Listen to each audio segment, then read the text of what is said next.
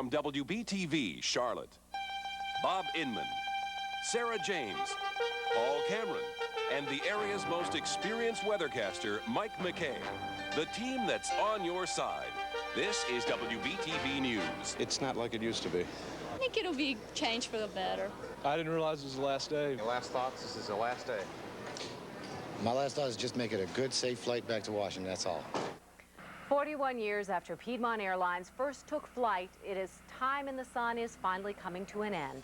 For weeks now, workers have been busy scraping away the old memories to be replaced by U.S. Air. Good evening. Bob Inman has the night off. The buyout was 2 years ago when U.S. Air shelled out $1.6 billion for Piedmont Airlines.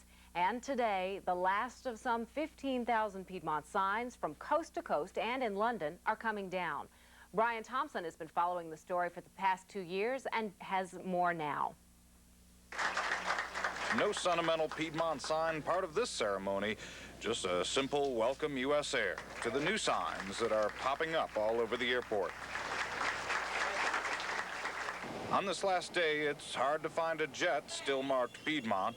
It may be a patchwork job, but U.S. Air has gotten most of its planes remarked. And most of the airport signage has already been changed with just one last courtesy to Piedmont.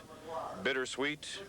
Today marks the end of a long love affair between Charlotte, our region, and Piedmont Airlines.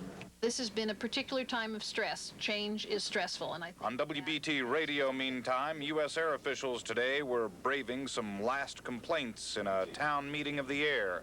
A current employee. Lip service has been paid to combining the best of both airlines. From a Piedmont employee's viewpoint, I would venture to guess one Piedmont upper-level management person has been retained for every 10 U.S. Air positions. The answer to that point is that it's really the employees that make the difference. It's not a handful of managers or a handful of senior people. An end of an era, the beginning of another. We say to a longtime friend goodbye, to a new friend hello, and so to quote the English, the king is dead, long live the king. And so the last flight out that will be called Piedmont Airlines is at about 10:25 this evening. It's a flight to Myrtle Beach. It will certainly be bittersweet for at least some of the passengers going on board that flight. And as for souvenirs, about all that's left out here now are some temporary Piedmont signs that were put up. The new U.S. Air signs will be going up this evening, so they say. Chris, Sarah? Brian, has there been any confusion on the part of any passengers, or do they seem to know what's going on? They seem to be herding in here just like they're supposed to be doing. No, it does not seem to be any confusion at this point. Maybe the real test will come tomorrow.